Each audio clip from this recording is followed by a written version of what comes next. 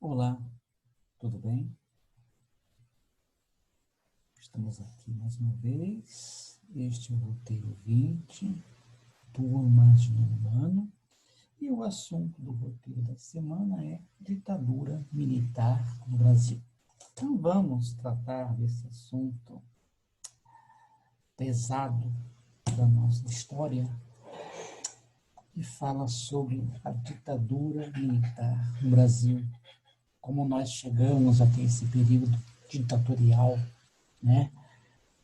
Como nós vamos sair dele, né? Então a gente vai entender as condições que levaram o Brasil a experimentar esse período ditatorial. Foram 21 anos de ditadura militar do Brasil, né? Então a gente vai tratar do processo que levou à ditadura militar no Brasil. Então a gente vai buscar os antecedentes, né? Que estava acontecendo antes, levou o Brasil a vivenciar, a experimentar esse período ditatorial.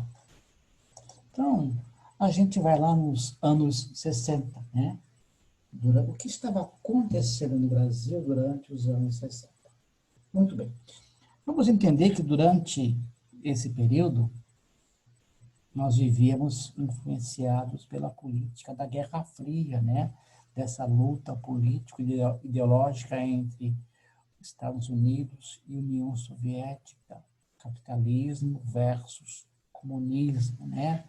Então, de certa maneira, nossa política interna era influenciada por essa política externa que existia no mundo.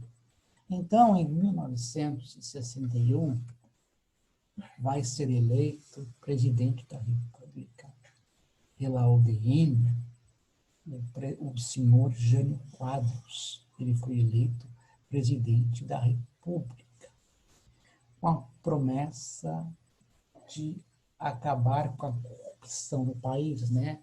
Varre, varre, vassourinha. Esse era o slogan da sua campanha, né? O jingle da sua campanha, né? Ele pretendia acabar com a corrupção no país. Ele foi eleito com esta missão, como muitos outros também foram eleitos, né?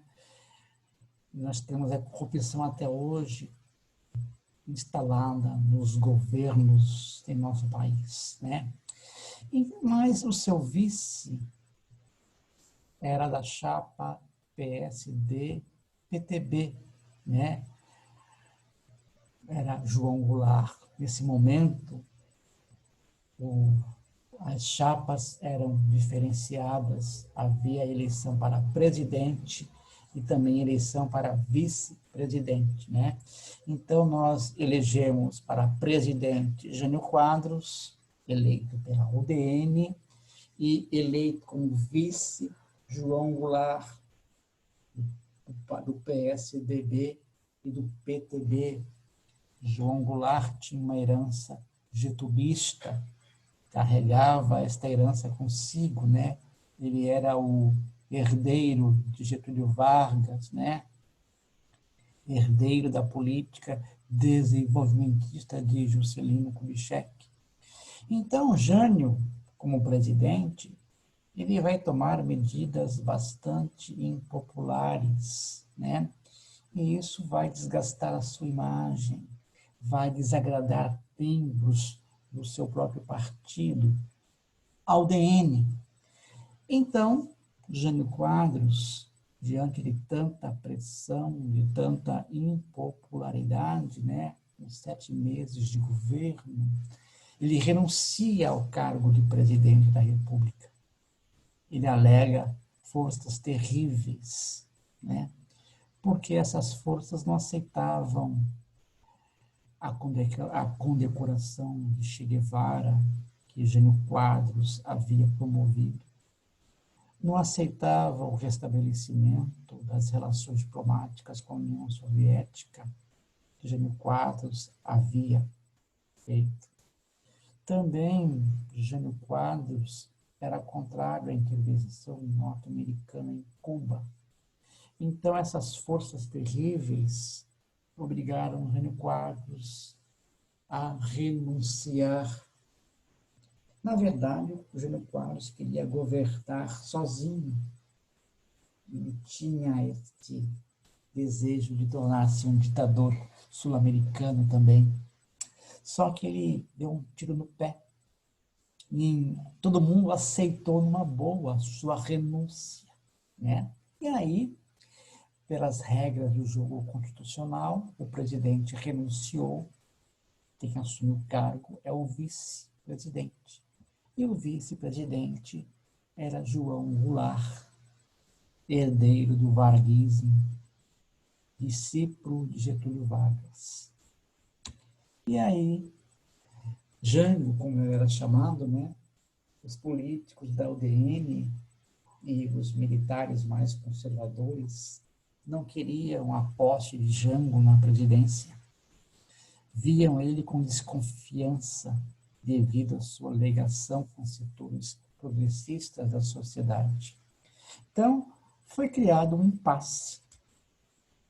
E o impasse, a solução para o impasse veio com uma solução mágica na criação do parlamentarismo. Então, criou-se no Brasil essa experiência parlamentarista, que não vai durar muito tempo, né? Então, com isso, os poderes do presidente foram transferidos para um primeiro-ministro que seria escolhido pelo Congresso Nacional. Como eu falei, o parlamentarismo não vingou no país, ele foi criado para não deixar Jango governar como presidente, e esse parlamentarismo foi criado pela oposição, ele não vai vingar no país, o Brasil volta ao presidencialismo, né? Então, por meio de um plebiscito que acontece em 63, o regime presidencialista é restaurado, Jango volta a governar com plenos poderes, com poderes de presidente da República. Então, a nossa experiência parlamentarista não durou muito tempo, não durou um ano praticamente, mas as pressões populares continuavam tanto do lado do grupo progressista, tanto quanto do lado conservador. Havia uma polarização ideológica dentro do país, né? Então, do lado progressista, os setores progressistas, né, pressionavam para que houvesse reformas nos setores agrário, no setor administrativo, no setor fiscal, no setor bancário, e esses grupos que pediam essas reformas, chamadas reformas de base, desagradavam os setores conservadores da sociedade, né?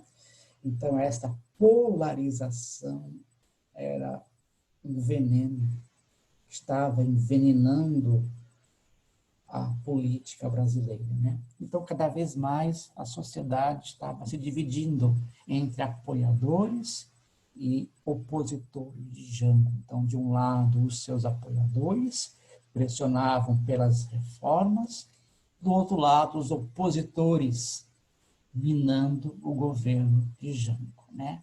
A igreja e o empresariado temiam as propostas de João Goulart, porque acreditavam que essas propostas levariam o Brasil para uma experiência comunista, né? Que essas propostas sociais transformariam o Brasil num país comunista.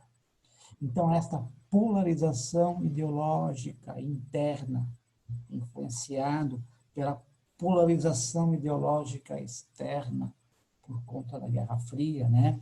Diante dessa situação, houve um golpe militar, tá? Em 31 de março de 1964, os militares instalaram a ditadura militar no Brasil para combater o comunismo, né? Então, o Brasil tornou-se uma ditadura militar, por conta dessa situação de polarização ideológica interna e no contexto da Guerra Fria. Então, de 64 a 1985, o Brasil viveu um período ditatorial.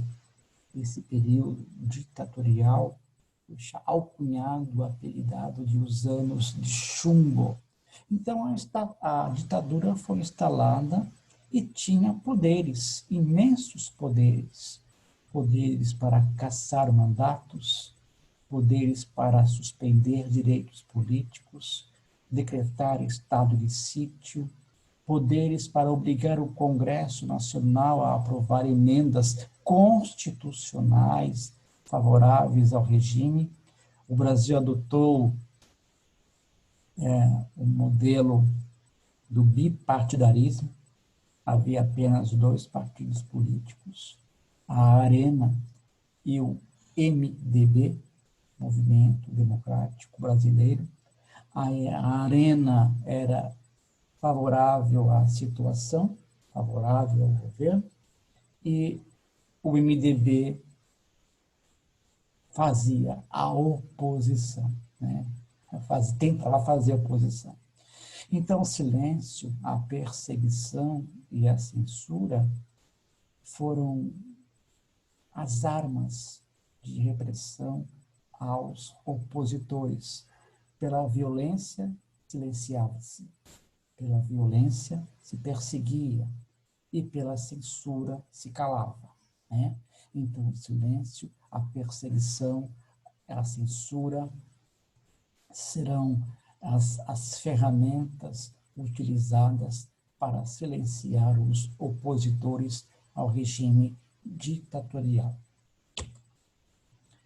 Mas, apesar de você, como diz a música de Chico Buarque, apesar da ditadura, havia resistência a ela, né? Havia uma resistência à ditadura militar instalada. A sociedade resistia como podia a esta situação de ditadura militar no Brasil. Então, nas fábricas, nos campos, nas escolas, nas universidades, na música, no teatro, nas organizações políticas, a sociedade como um todo demonstrava a sua insatisfação para com esta ditadura militar. E a sociedade vai lutar pelo processo de redemocratização do Brasil.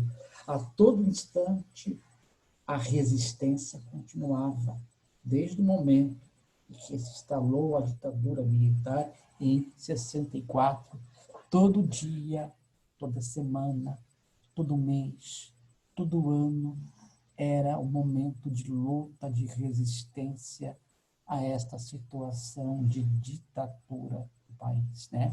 Então, em 84, devido ao desgaste desta ditadura militar, houve o processo de abertura política, e aí veio o movimento das diretas já, em 1984. Este movimento era favorável à redemocratização do Brasil. Então, o movimento das diretas já clamava, pedia abertamente isso, a volta da democracia e de eleições diretas e livres para a eleição do presidente da República, né? E aí nós elegemos pela primeira vez o presidente da República, que foi Tancredo Neves, né? Então, em 1985, com a eleição de Tancredo Neves para presidente da República, o Brasil voltava a respirar ares de democracia. Era o fim de 21 anos de período ditatorial no Brasil. A hora da atividade. Então, com base na leitura do roteiro 20, os senhores estão convidados a responder no caderno. Primeiro, segundo o texto, o que foi o movimento popular Diretas Já? O que esse movimento reivindicava? Por que Jânio Quadros renunciou? Por que foi criado o parlamentarismo? Então, façam uma leitura atenta do texto do roteiro. Respondam no caderno e enviem para o e-mail da sala de vocês. Bom, espero que possam todos estar em casa, gozando de saúde, que esta semana seja uma semana proveitosa de estudos, né? E eu espero todos no próximo roteiro 21, se Deus quiser. Muito obrigado e até o próximo roteiro.